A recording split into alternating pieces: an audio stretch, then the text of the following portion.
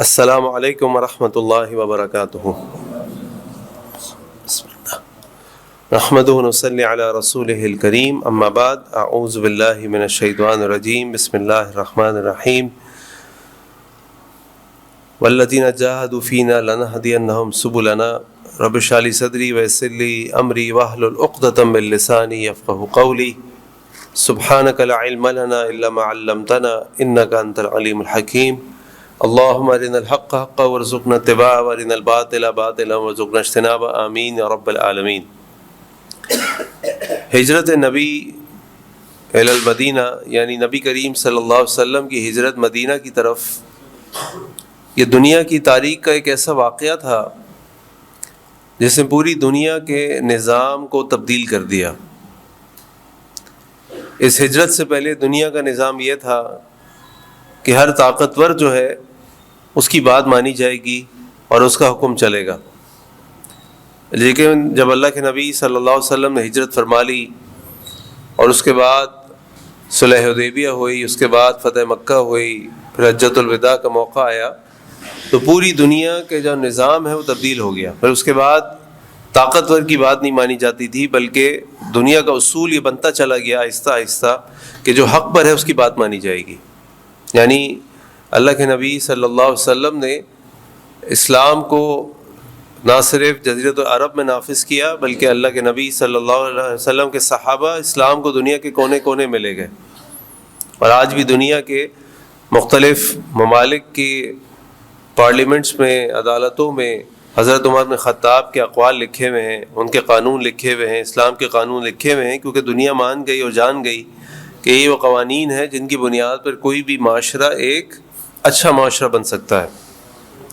اللہ کے نبی صلی اللہ علیہ وسلم نے جب ہجرت فرمائی تو اس سے پہلے کا معاملہ یہ تھا کہ جب اللہ کے نبی صلی اللہ علیہ وسلم نے نبوت کا اعلان کیا، ہم سب جانتے ہیں کہ مکے والوں نے آپ صلی اللہ علیہ وسلم کی شدید مخالفت کی، آپ کو بڑی تکلیفیں اٹھانی پڑیں، اور پھر 10 ذوالحجہ 10 مکہ کا جو 10واں سال تھا جس کو عام الحزن کہتے ہیں، اس میں حضرت ابو طالب اور پھر اماں خدیجہ رضی اللہ عنہا کی بھی وفات ہو گئی، اور اس کے بعد قریش کے لوگوں کو کھلا اختیار مل گیا کہ وہ اللہ کے نبی صلی اللہ علیہ وسلم کے خلاف جو چاہیں کریں۔ اللہ کے نبی صلی اللہ علیہ وسلم طائف گئے، لیکن طائف والوں نے بھی اللہ کے نبی صلی اللہ علیہ وسلم کی دعوت پر لبیک نہیں کہا۔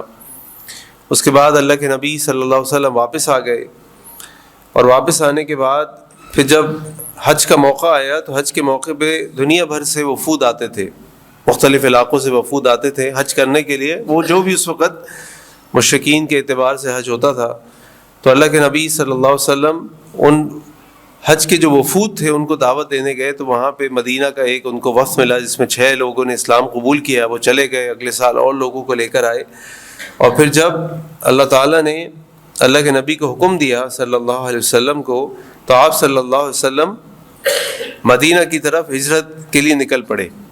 آپ صلی اللہ علیہ وسلم کے ساتھ ابوبکر صدیق رضی اللہ عنہ تھے، اور یہ جو آپ صلی اللہ علیہ وسلم کا پورا 13 سال کا دور تھا، مکی دور، یہ بڑا قربانی کا دور تھا۔ آپ صلی اللہ علیہ وسلم جب مکہ سے نکلنے لگے تو نبی کریم صلی اللہ علیہ وسلم نے خانہ کعبہ کی طرف دیکھا، اس کے پاس گئے اور جا کے کہا کہ واللہ انک لخیر ارض اللہ، اللہ کی قسم بے شک تم دنیا کی سب سے بہترین سرزمین ہو، وَأَحَبُّ أَرْضِ اللَّهِ إِلَى اللَّهِ، اور اللہ کو بھی سب سے زیادہ محبوب ہو، وَلَوْلَا أَنِّي أُخْرِجْتُ مِنْكَ مَا خَرَجْتُ، اور اگر مجھے یہاں سے نہ نکالا جاتا تو میں کبھی نہ نکلتا۔ اور ہم جانتے ہیں، جو ہم نے تاریخ کی کتابوں میں پڑھا ہے، کہ اس دور میں جو قبائلی نظام تھا وہ بڑا ہی مضبوط، بڑا ہی گہرا نظام تھا، یعنی ہر آدمی اپنے قبیلے کے لیے سب کچھ کرنے کو تیار تھا، اپنی سرزمین کے لیے۔ اب آپ سوچئے کہ اللہ کے نبی صلی اللہ علیہ وسلم مکہ سے نکل رہے ہیں، جہاں آپ پیدا ہوئے، جہاں آپ کا قبیلہ تھا، جہاں آپ پلے بڑھے، جہاں کے لوگ آپ کو صادق اور امین کہتے تھے، جہاں آپ کی ایک عزت تھی، جہاں آپ کی شادی ہوئی، جہاں آپ کے دادا، آپ کے چچا، آپ کی والد، آپ کی بیوی اماں خدیجہ، آپ کے بچے بیٹے یہاں ہی دفن ہوئے، اس جگہ کو چھوڑنا آسان نہیں ہے۔ لیکن وہاں کے لوگوں نے چونکہ اللہ کے نبی صلی اللہ علیہ وسلم کے لیے رہنا مشکل کر دیا تھا، تو اللہ کے نبی صلی اللہ علیہ وسلم کو چھوڑنا پڑا. اور اس میں ہمارے لیے یہ جو سبق ہے، یعنی نبی کریم صلی اللہ علیہ وسلم نے جو اس دور میں قربانیاں دیں، پھر مدینہ آ کے بھی قربانیاں دیں، اور پھر 8 ہجری میں جب اللہ کے نبی صلی اللہ علیہ وسلم فاتح مکہ بن کر مکہ داخل ہوئے تو ایک قربانی سے کامیابی تک کا سفر تھا، لیکن اس قربانی سے کامیابی تک کے سفر کے اندر بہت ساری ایسی چیزیں جو ہم کو سمجھنا ضروری ہیں. ایک تو ہجرت کا واقعہ ہے تاریخ کے اعتبار سے، کیا ہوا، کہاں گئے، کس سے ملے، کس نے کہا، کہاں ٹھہرا، کہاں پڑاؤ کیا، کتنے دن غار میں رکے، یہ سب چیزیں. ایک ہے کہ اس کے اندر سے ہم یہ دیکھیں کہ ہم اللہ کے نبی صلی اللہ علیہ وسلم کے اس سفر ہجرت سے اپنی زندگی کے اندر کیا تبدیلی لا سکتے ہیں. تو سب سے پہلی بات تو یہ کہ آپ یہ دیکھیے کہ کوئی بھی کامیابی جب انسان کو چاہیے ہوتی ہے نا، اس کے پیچھے قربانی ہوتی ہے. بیٹھے بیٹھے کچھ نہیں ملتا، محنت کرنی پڑتی ہے، خون پسینہ بہانا پڑتا ہے، بعض اوقات مال کی قربانی ہوتی ہے، جان کی قربانی ہوتی ہے. ہم تو ذرا سی قربانی دیتے ہوئے ہماری حالت خراب ہو جاتی ہے. اللہ کے نبی صلی اللہ علیہ وسلم اپنا شہر چھوڑ گئے، اپنا خاندان چھوڑ گئے. صحابہ نے کیا نہیں کیا. حضرت صہیب رومی رضی اللہ عنہ جب مدینہ آئے، غلام تھے، یہاں آئے، یہاں کے آزاد ہوئے، کاروبار کیا، مال کمایا، سب کچھ کمایا، مالدار آدمی بن گئے. لیکن جب ہجرت کر کے مدینہ جانے لگے تو قریش مکہ نے روک لیا اور کہا کہ صہیب تم نہیں جا سکتے. میں کیوں نہیں جا سکتا؟ بھائی یہ جتنا مال تمہارا ہے تم لے کے جا رہے ہو، یہ مال تم نے یہاں کمایا، یہیں رہنا، چھوڑنا پڑے گا. یہ مال چھوڑو گے تو اجازت ملے گی، ورنہ نہیں جا سکتے. اور صہیب رومی رضی اللہ عنہ اپنا سب کچھ مال چھوڑ کے مدینہ آ گئے، سب کچھ چھوڑ کے آ گئے مدینہ. اور اللہ کے نبی صلی اللہ علیہ وسلم کو جب بتایا تو آپ نے فرمایا صہیب یہ ہے نفع کا سودا، یہ ہے تمہارا نفع، کیا تجارت کی ہے تم نے. اب میں سوال کرتا ہوں سب سے پہلے اپنے آپ سے اور پھر آپ سے، ہم اپنے دین کے لیے کتنی قربانیاں دیتے ہیں اور تیار ہیں دینے کے لیے؟ ہمارا حال تو اللہ رحم فرمائے، سب سے پہلے مجھے اللہ تعالیٰ توفیق دے، ہمارا حال تو یہ ہے کہ اپنی نیند کی قربانی نہیں دے سکتے ہم. فجر میں کیا اتنے ہی لوگ ہوتے ہیں جتنے ابھی عشاء میں ہیں؟ چچا عبدالرشید بتائیں گے. چچا اتنے لوگ ہوتے ہیں؟ ابھی بھی اس وقت زیادہ تر لوگ میرے خیال ہے محلے کے ہیں. تو یہ محلے کے لوگ کہاں ہوتے ہیں؟ ہم بستر نہیں چھوڑ سکتے، ہم نیند قربان نہیں کر سکتے، ہم اپنا وقت قربان نہیں کر سکتے دین سیکھنے کے لیے، دین کے کسی کام کے لیے، مسجد کے کسی خدمت کے لیے. ابھی میں نے جو عبداللہ مسجد میں جمعہ پڑھایا تو مجھے بڑی خوشی ہوئی وہاں پہ ایک اعلان کرتے ہوئے اور سنتے ہوئے، ہو سکتا ہے آپ کے بھی ہو، کہ مسجد میں سال میں 2 دفعہ سب محلے والے یا جو لوگ بھی چاہیں مل کر صفائی کرتے ہیں. لوگوں کو جمع کیا جاتا ہے، اعلان کیا جاتا ہے. انہوں نے اعلان کیا جی 5 فروری کو مسجد کی صفائی کا پروگرام ہے، جو لوگ بھی صفائی کے پروگرام میں شریک ہونا چاہتے ہیں نام لکھوا دیں. پھر میں نے پوچھا کیا کرتے ہیں لوگ؟ کہنے لگے جی پنکھے صاف کرنے ہیں، کھڑکیاں صاف کرنی ہیں، اے سی صاف کرنے ہیں، قالین صاف کرنے، دیواریں صاف کرنی ہیں. تو سب مل کے آ جاتے ہیں، ڈیوٹیاں لگتی ہیں، بھائی آپ لوگ پنکھے دیکھ لو، آپ لوگ یہ دیکھ لو، آپ لوگ یہ دیکھ لو، آپ لوگ یہ دیکھ لو. خیر یہ تو وہ کام ہے جو ہمیں کرنے ہی ہیں اور کرنے چاہیے. لیکن میرا سوال یہ ہے سب سے پہلے اپنے آپ سے اور پھر آپ لوگوں سے کہ ہم دین کے لیے قربانی دے رہے ہیں. ہم تو اپنی عبادات کے لیے اپنی ذاتی چیزیں قربان نہیں کر پاتے. تو دیکھیں قربانی سے کامیابی کا سفر ایسے طے نہیں پائے گا، کچھ کرنا پڑے گا. اللہ کے تعالیٰ نے اسے سورۃ توبہ میں فرمایا کہ ہم نے مومنین سے ان کی جان اور مال کے بدلے میں، ان کی جان و مالوں کے بدلے میں جنت کا سودا کر لیا. تو جنت بیٹھے بیٹھے تو نہیں ملے گی، جب اللہ کے نبی صلی اللہ علیہ وسلم جیسے شخص کو نہیں ملی. دیکھیں نا اللہ کے نبی صلی اللہ علیہ وسلم کو اللہ تعالیٰ نے مکی دور میں اسراء و معراج کا سفر کرایا. اللہ تعالیٰ نے ایک گھوڑا بھیج دیا براق نام کا. اس گھوڑے نے اللہ کے نبی صلی اللہ علیہ وسلم مکے سے مسجد اقصیٰ پہنچے، مسجد اقصیٰ سے 7 آسمانوں کی سیر کی. وہ سارے واقعات، ساری ملاقاتیں ہمارے سامنے صحیح حدیث صورت میں موجود ہیں. پھر 7ویں آسمان پہ گئے، جو بھی معاملات ہوئے، جنت جہنم سب اللہ کے نبی صلی اللہ علیہ وسلم نے اس کے وزٹ کیے، دورے کیے، آ گئے واپس. اور اتنا وقت نہیں گزرا کہ جو کتابوں میں لکھا تاریخ کی کہ جو چٹخنی ہل رہی تھی وہ ہل ہی رہی تھی. اور اللہ کے نبی صلی اللہ علیہ وسلم 7 آسمانوں کا سفر طے کر کے آ گئے. اب سوال میرا یہ ہے آپ سے کہ جو اللہ اپنے اس محبوب بندے کو 7 آسمانوں کی سفر کرا رہا ہے براق نام کے گھوڑے کے اوپر جو پلک جھپکنے میں سارے کام کرایا، کیا اللہ تعالیٰ اللہ کے نبی صلی اللہ علیہ وسلم کے لیے دوبارہ ایسی کوئی سواری نہیں بھیج سکتا تھا کہ آپ مکے سے مدینہ آ جاتے؟ کیوں اللہ کے نبی صلی اللہ علیہ وسلم کو 3 دن غار حرا میں رہنا پڑا؟ کیوں آپ صلی اللہ علیہ وسلم کو یہ سارے تکالیف پریشانیاں سہنی پڑیں، اتنے دن کا پیدل اور سواری پہ سفر کرنا پڑا؟ کیا مشکل تھا اللہ کے؟ اللہ تعالیٰ ہم کو پیغام دینا چاہ رہے تھے کہ قربانی سے کامیابی کے سفر کے لیے قربانی دینی پڑے گی. یہ گھر میں بیٹھے بیٹھے نہیں ملے گی. جنت گھر میں بیٹھے بیٹھے نہیں ملے گی، جہنم ملے گی گھر میں بیٹھے بیٹھے، جنت نہیں ملے گی. جنت کے لیے جب اللہ کے نبی ابو بکر، عثمان، عمر، علی رضی اللہ عنہم، صحابہ، ان سے بہتر انسان کون تھا، ان کو اتنی قربانیاں دینی پڑی، تو میں آپ کا کیا مطلب، میرا اور آپ کا کیا مقام ہے جو ہم بیٹھے بیٹھے پہنچ جائیں گے؟ تو اپنی ذات کو بھی قربان کرنے کی کوشش کریں، اس معنی میں کہ جو اللہ کے احکامات ہیں ان کے لیے، اور دین کی بھی کوئی خدمت کا موقع ہے، دین کے لیے کوئی کوشش کرنے کا موقع ہے، کوئی مل کے کام کرنے کا موقع ہے، تو اس کے لیے آگے بڑھیں اور تکلیف اٹھائیں، پریشانی اٹھائیں، نیند قربان کریں، پسینہ بہائیں، قربانی دینی پڑے گی. دوسری بات یہ کہ ہجرت کب کی اللہ کے نبی صلی اللہ علیہ وسلم نے؟ اللہ کے نبی صلی اللہ علیہ وسلم مکہ میں اسلام کی دعوت دینے کے بعد 13 سال رہے. آپ صلی اللہ علیہ وسلم پر کیا ظلم نہیں ہوئے؟ آپ صلی اللہ علیہ وسلم کو کیا نہیں کہا گیا؟ آپ صلی اللہ علیہ وسلم نماز پڑھ رہے ہیں خانہ کعبہ پر اور آپ کے اوپر اجڑی پھینکی جا رہی ہے، آپ کے راستے میں کانٹے ڈالے جا رہے ہیں. اور یہ کون ہے؟ یہ میرے اور آپ جیسے کوئی عام لوگ نہیں ہیں. یہ وہ لوگ ہیں جن کو ان کی جوانی میں، یعنی جوانی میں ہی مکہ کے لوگ صادق اور امین کہتے تھے. ہمیں کوئی ہے صادق اور امین کہنے والا؟ اب سوچیں نا، ایک آدمی کا یہ مقام ہے کہ جب خانہ کعبہ کی تعمیر دوبارہ کی ان لوگوں نے، اور آپ کے سامنے واقعہ رکھ چکا ہوں کہ حجر اسود رکھنے کا موقع آیا تو سارے قبیلے والے کہنے لگے ہم رکھیں گے.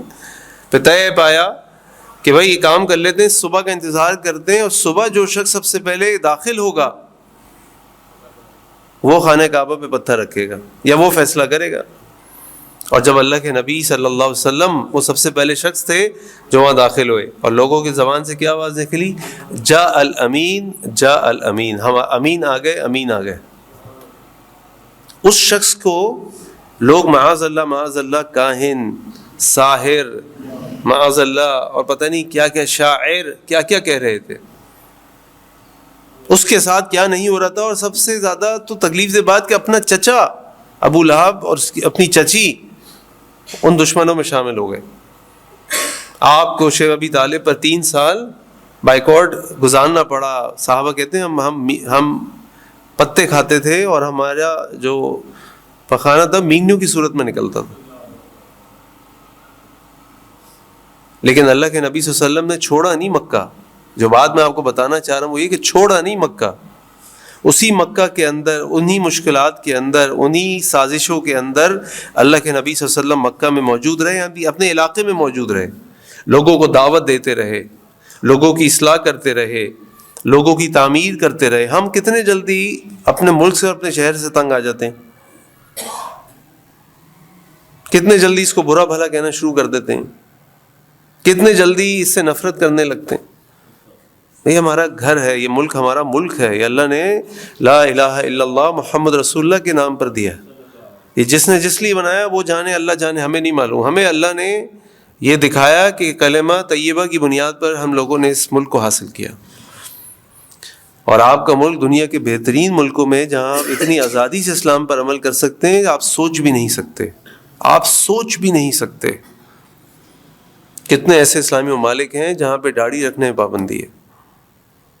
کتنے ایسے اسلامی ممالک ہیں جہاں 5 وقت کی نماز اگر آپ مسجد میں پڑھنے لگیں تو وہاں کی CID ایجنسی آپ کے پیچھے لگ جاتی ہیں. بہت برا حال ہے، آپ سوچ نہیں سکتے. اور آپ دنیاوی اعتبار سے بھی دیکھیں تو آپ دنیا کے بہت اچھے ملکوں میں، اس وقت بھی بہت اچھے ملکوں میں، معاشی اعتبار سے بہت اچھے ملکوں میں کیا حال ہے دنیا کے ممالک کا. ابھی موقع نہیں، ورنہ میں آپ کو حال سناتا جو معاشی صورتحال دنیا کے ترقی یافتہ ممالک اور دوسرے ممالک فیس کر رہے ہیں. اپنا ملک نہیں چھوڑ سکتے، ہم اپنا علاقہ نہیں چھوڑ سکتے. ہمارے علاقے اس لیے خراب ہو رہے ہیں کہ اچھے لوگ وہاں سے جا رہے ہیں. اچھے لوگ وہاں رہیں گے، اللہ سے دعائیں کریں گے، کام کریں گے، محنت کریں گے، اصلاح کریں گے، انشاءاللہ جب اللہ کا حکم ہوگا حالات بہتر ہو جائیں گے. نہیں ہوں گے تو انشاءاللہ ہماری جو نیکیاں وہ اللہ کے یہاں موجود ہیں، وہ لکھی جائیں گی. جب ابو بکر صدیق رضی اللہ عنہ نے حبشہ کی طرف ہجرت کا ارادہ کیا اور آپ نکلے مکے سے، تو راستے میں ابن دغنہ مل گیا. ابن دغنہ مشرک تھا. جب اس نے ابو بکر صدیق کو دیکھا، کہا کہ ابو بکر کہاں جا رہے ہو؟ ابو بکر صدیق نے فرمایا کہ بھائی میرے علاقے کے لوگ مجھے ایک اللہ کی عبادت نہیں کرنے دیتے، تنگ کرتے ہیں، میں چھوڑ کے جا رہا ہوں. اور ابن دغنہ جو مشرک تھا، اس نے ابو بکر رضی اللہ عنہ سے کہا یا ابا بکر ان مثلک لا یخرج ولا یخرج، اے ابو بکر تم جیسے لوگوں کو نہ اپنے علاقے کو چھوڑنا چاہیے نہ تمہارے علاقے والوں کو تم کو چھوڑنا چاہیے. کیوں؟ فإنک تصل الرحم، تم تو صلہ رحمی کرنے والے ہو، وتحمل الکلہ وتقر الضیف وتعین علی نوائب الحق، اور اسی طرح کی اور باتیں جو اللہ کے نبی صلی اللہ علیہ وسلم کو اماں خدیجہ نے کہی تھی پہلے وحی کے موقع پہ. ابھی ہمارا موضوع یہ نہیں ہے کہ لا یخرج تم نہ جاؤ، کوئی تمہارے علاقے والوں کو تمہیں نہیں چھوڑنا چاہیے. یہ بھی ایک موضوع ہے کہ ہمارے علاقے والے ہمیں علاقہ چھوڑنے دیں گے اگر ہم چھوڑنے کا فیصلہ کریں یا کوئی روک لیں گے. نہیں بھائی، آپ جیسے لوگ ہمارے محلے سے نہ جائیں، محلے کی برکت ختم ہو جائے گی. یہ ایک الگ موضوع ہے. ابھی تو بات یہ ہو رہی کہ چھوڑیں نہیں، اس جگہ کی، اس ملک کی، سرزمین کی قدر کریں. گند پھیلانے والے ہم ہیں، کچرا پھینکنے والے ہم ہیں، گالی دینے والے ہم ہیں، دھوکہ دینے والے ہم ہیں، چوری کرنے والے ہم ہیں، 2 نمبریاں کرنے والے ہم ہیں، کوئی اور تھوڑی ہے. ہم چھوڑ دیں پھر دیکھیں کیسے چیز سیدھی ہونی شروع ہو جائیں گی. ہم باز نہیں آتے، اصل میں جھوٹ سے ہم باز نہیں آتے، غیبتوں سے، تہمتوں سے ہم باز نہیں آتے، چغلیوں سے ہم باز نہیں آتے. تو اپنے علاقے کی قدر کریں. ہجرت جب کرنی ہے جب آپ کی جان کا خطرہ ہو جائے. اب آپ کی جان کا خطرہ ہے کہ اگر نہیں نکلو گے تو قتل کر دیں گے. جیسے اللہ کے نبی صلی اللہ علیہ وسلم گھر کے باہر سارے قبائل کے لوگ آ کے کھڑے ہو گئے کہ آج معاذ اللہ کے نبی صلی اللہ علیہ وسلم کا خاتمہ کرنا. اس موقع پہ اللہ نے اجازت دی اب نکل جاؤ. یا تو جان کا خطرہ ہو یا ایمان کا خطرہ ہو کہ اب میں یہاں 5 وقت کی نماز نہیں پڑھ سکتا آزادی سے، میں روزہ نہیں رکھ سکتا، میں قرآن نہیں پڑھ سکتا، میں داڑھی نہیں رکھ سکتا. یہ موقع ہیں تو نکل جائیں. اللہ کا شکر ہے نہ یہ مسئلہ ہے نہ وہ مسئلہ ہے. تو اپنے علاقے کی قدر کریں، اور ایسا اپنے علاقہ ہم نہیں چھوڑ سکتے. اسی طریقے سے اس ہجرت کے واقعے میں جو ایک بڑا اہم کردار تھا وہ نوجوانوں کا تھا. جب اللہ کے نبی صلی اللہ علیہ وسلم نے پورا پلان بنایا تو اس میں دیکھیں نوجوانوں کو کیسے شامل کیا. اسما رضی اللہ عنہ نے کھانا بنا کر دیا.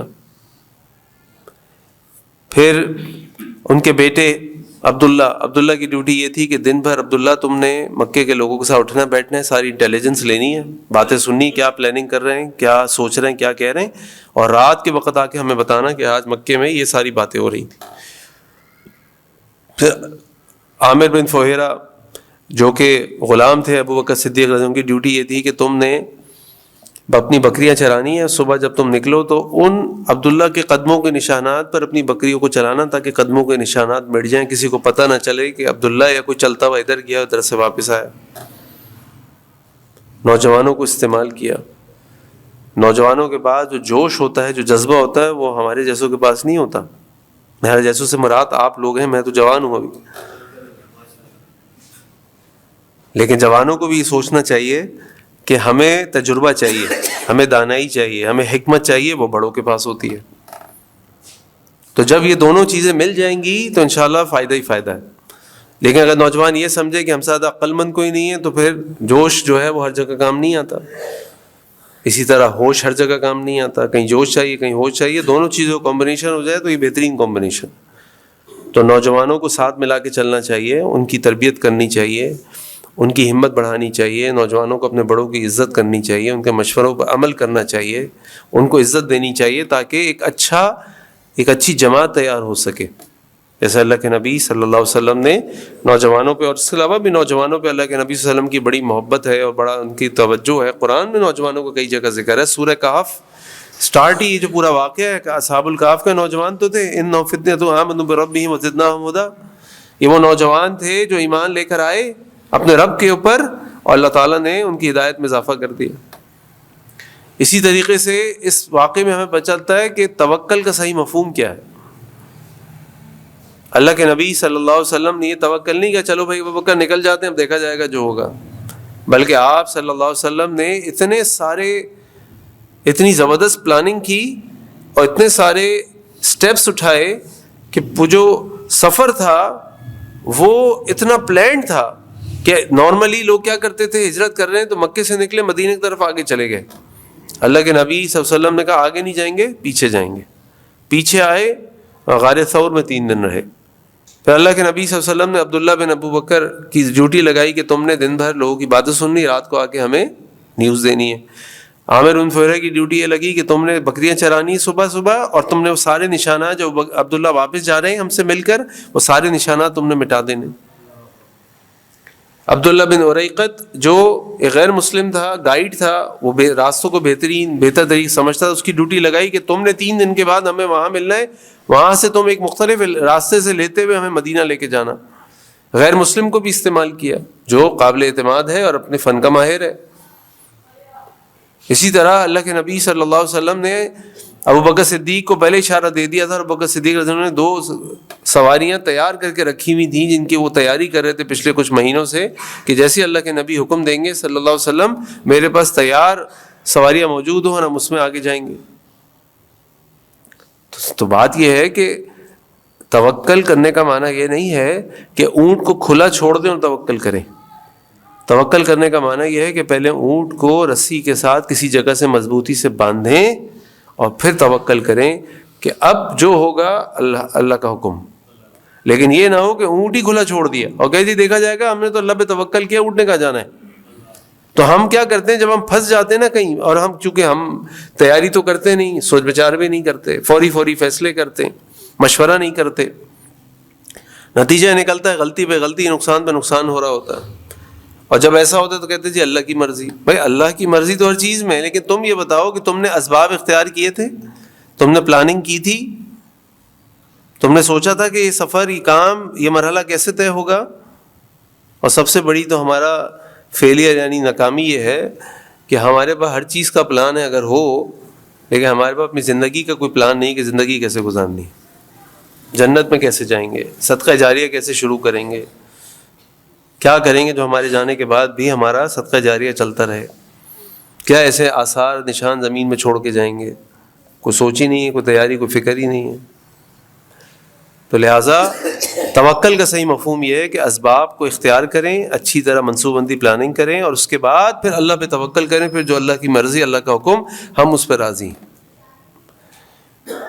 پھر اس واقعے سے جب اللہ کے نبی صلی اللہ علیہ وسلم وہاں سے نکلے اور غار میں آ گئے تو آپ دیکھیے کہ اللہ کے نبی صلی اللہ علیہ وسلم جب اس غار میں آ گئے تو میں نے آپ کو سورہ کہف کی رمضان میں تفسیر میں بتایا تھا کہ ایک کہف اور غار میں فرق یہ ہوتا ہے کہ کہف جو ہوتا ہے وہ سامنے سے کھلا ہوتا ہے، اور غار جو ہوتا ہے وہ عام طور پہ زمین میں نیچے ہوتا ہے۔ تو جب وہ غار ثور میں آئے تو وہ لوگ نیچے تھے، اور ایک موقع آیا کہ کفار مشرکین مکہ اللہ کے نبی صلی اللہ علیہ وسلم کو اور ابو بکر کو ڈھونڈتے غار ثور تک پہنچ گئے۔ ابو بکر صدیق نے اللہ کے نبی سے کہا کہ اللہ کے نبی صلی اللہ علیہ وسلم اگر انہوں نے نیچے دیکھ لیا تو یہ ہمیں دیکھ لیں گے۔ اور اللہ کے نبی صلی اللہ علیہ وسلم اس موقع فرمایا ما ظنک یا ابا بکر، اے ابو بکر تمہارا کیا خیال ہے، بے اثنین اللہ ثالثہما، ان 2 کے بارے میں جن کا تیسرا اللہ ہے، لا تحزن ان اللہ معنا، تم فکر نہیں کرو اللہ ہمارے ساتھ ہے۔ یہ اللہ پہ توکل ہے، یہ اللہ پہ توکل ہے۔ کیا اپنی پوری تیاری کر لی، آگے اب جو ہونا ہے وہ ہوگا، اب کچھ نہیں کر سکتے، اب اللہ بچائیں گے، لیکن میں نے کیا جو کر سکتا تھا ایک انسان اس نے کر لیا، تو پوری تیاری کی، اور اس کے بعد پھر ابو بکر سے کہا کہ ما ظنک یا ابا بکر اللہ بے اثنین اللہ ثالثہما۔ پھر یہاں پہ ایک اور چیز یہ ہے کہ ہر مشکل کے بعد آسانی ہے، فإن مع العسر یسرا ان مع العسر یسرا۔ آپ دیکھیے کہ اللہ کے نبی صلی اللہ علیہ وسلم جس حالت میں چچا عبدالرشید مکے سے ہجرت کر کے مدینہ گئے، آپ صلی اللہ علیہ وسلم کے پاس کیا تھا؟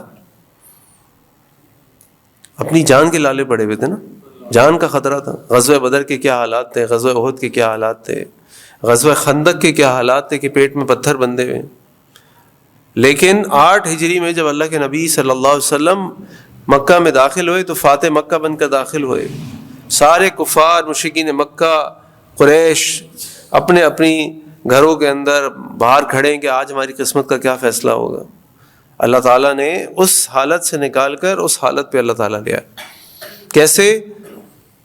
کہ ہر مشکل کے بعد آسانی ہے، ہر مشکل کے بعد آسانی ہے، لیکن آسانی آئے گی مشکل کے بعد، اور ہو سکتا ہے وہ آسانی آپ کو دنیا میں نہ ملے، وہ آخرت میں ملے، اور اس سے بہتر تو کوئی بدلہ ہے ہی نہیں کہ انسان کو اس کی تکلیفوں کا اور پریشانیوں کا بدلہ اللہ تعالیٰ نیکیوں کی صورت میں دیتے ہیں آخرت میں۔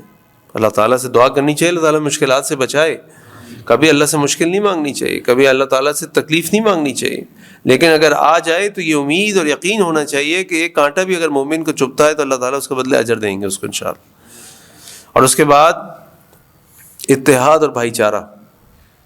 جب یہ صحابہ ہجرت کر کے مدینہ پہنچے تو اللہ کے نبی صلی اللہ علیہ وسلم نے ان کے درمیان اخوت قائم کر دی۔ اخوت کیا قائم کر دی؟ ان کو بھائی بھائی بنا دیا۔ اب بالکل ایک الگ قوم ہے قریش کی، الگ قوم ہے، اور ادھر ایک بالکل الگ قوم ہے مدینہ کی، اوس ہیں، خزرج ہیں اور قبیلے ہیں، اور قبیلوں کے درمیان لڑائیاں بھی ہیں، جھگڑے بھی ہیں، بڑے بڑے 40 سال تک جھگڑے چلتے تھے، لیکن اسلام نے ان کے درمیان ایسی اخوت بھائی چارہ پیدا کیا کہ صحیح بخاری کی روایت ہے کہ حضرت انس بیان فرماتے ہیں کہ جب عبد الرحمن بن عوف رضی اللہ عنہ مدینہ پہنچے اللہ کے نبی صلی اللہ علیہ وسلم کے پاس، تو اللہ کے نبی صلی اللہ علیہ وسلم نے ان کی اخوت قائم کر دی، یعنی ان کا بھائی بنا دیا سعد بن الربیع کو، ان دونوں کے درمیان اخوت قائم کر دی، جیسے ابو دردہ اور سلمان بن فارسی میں قائم کی تھی۔ تو عبد الرحمن کو تو سعد کہنے لگے کہ انصار یعنی مدینے کے لوگ جانتے ہیں کہ میں مدینے کا سب سے امیر آدمی ہوں،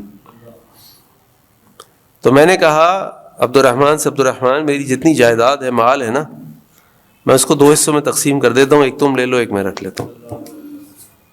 اب آپ سوچیں پتہ نہیں کون لوگ تھے، کوئی رشتہ داری نہیں ہے، کوئی تعلق نہیں ہے، کوئی معاملہ نہیں ہے، صرف کیا وجہ ہے؟ اللہ کے نبی صلی اللہ علیہ وسلم نے کہا کہ میرا بھائی ہے۔ اسی لیے کہتے ہیں کہ جو اخوت، جو بھائی خون کی وجہ سے وہ بنتا ہے نا، وہ کمزور ہوتا ہے اس بھائی سے جو اسلام کی وجہ سے ہوتا ہے۔ جو بھائی ایمان کی وجہ سے آپ کا ہونا وہ مضبوط ہونا چاہیے آپ کے خون کے بھائی کے اس سے۔ سعد بن الربیع نے خالی یہ نہیں کہا کہ میرا آدھا مال عبد الرحمن تم لے لو، بلکہ یہ بھی کہا کہ عبد الرحمن میری 2 بیویاں ہیں۔ اس وقت پردے کے احکامات نہیں تھے، کہا عبد الرحمن تم دونوں کو دیکھ لو، تم ان میں سے جو اچھی لگتی ہے ان میں سے ایک کو میں طلاق دیتا ہوں، تم نکاح کر لو۔ تو ظاہر سی بات ہے ایک آدمی مہاجر ہے، کوئی گھر نہیں ہے، غریب ہے بیچارہ، ایک طرف امیر ترین مدینے کا امیر ترین انسان، ایک طرف وہ عبد الرحمن جو سب کو چھوڑ کے آ گئے تھے مدینہ، اور کہا اللہ کے نبی سب کو چھوڑایا صرف ایمان بچا کے لایا ہوں۔ وہ امیر ترین انسان صرف اسلام کی محبت اور ایمان کی محبت میں اس نے بھائی بنایا، کہا کہ میرے بھائی میرے پاس 2 بیویاں ہیں، جو پسند ہے لے لو، میں چھوڑ دیتا ہوں اس کو۔ پتہ نہیں کون لوگ تھے، کیا ان کے دل و دماغ میں ایمان تھا، کیا اللہ نے ان کو ایمان کی دولت و طاقت دی ہوئی تھی۔ اور عبد الرحمن نے کہا کہ میرے بھائی مجھے کسی چیز کی ضرورت نہیں ہے، تم صرف مجھے اتنا بتا دو بازار کا راستہ کہاں ہے، میں کاروبار کرنا جانتا ہوں، میں کاروبار کر کے کچھ کما لوں گا انشاءاللہ، تم مجھے بازار کا راستہ بتا دو۔ اور وہی عبد الرحمن اسی روایت کے اندر ہے، کچھ دنوں کے بعد اللہ کے نبی صلی اللہ علیہ وسلم کو جب ملے اور اللہ کے نبی صلی اللہ علیہ وسلم نے ان کے کپڑوں پہ خوشبو کے آثار دیکھے تو پوچھا عبد الرحمن یہ کیا ہے؟ عبد الرحمن نے کہا کہ اللہ کے نبی نکاح کر لیا۔ کس سے نکاح کر لیا بھائی؟ کوئی مہر وہر دیا کہ نہیں دیا؟ اللہ کے نبی صلی اللہ علیہ وسلم نے کھجور کی گٹلی کے وزن کے برابر سونا دیا مہر میں۔ پھر اسی موقع پہ اللہ کے نبی فرمایا تھا، اسی روایت میں آتا ہے کہ اولم ولو بشاۃ، کہ ولیمہ ضرور کرنا چاہے ایک بکری ہی کیوں نہ ہو۔ اس ہجرت کے سفر میں اور بھی بے شمار ہمارے پاس ایسے اسباق ہیں، ایسی چیزیں ہیں جو جن کی ہمیں آج بھی ضرورت ہے۔ ان چیزوں کا عشر عشیر بھی اگر ہم اٹھا لیں نا، عشر عشیر میں کہتا ہوں 100واں حصہ بھی ہم اٹھا لیں تو ہمارے معاشرے تبدیل ہو جائیں گے. 100واں حصہ بھی اٹھا لیں. کیا اخوت ہے، کیا اللہ پہ توکل ہے، کیا قربانی ہے، کیا اپنے علاقے سے محبت ہے، اس میں رہنا ہے، کیسا اللہ تعالیٰ کے وعدوں پہ یقین ہے. ذرا سا بھی اگر ہم لے لینا تو ہماری زندگی تبدیل ہو جائے.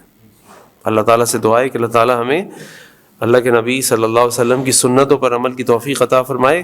سبحانک اللہم بحمدک اشہد ان لا الہ الا انت استغفرک واتوب الیک. السلام علیکم ورحمۃ اللہ وبرکاتہ.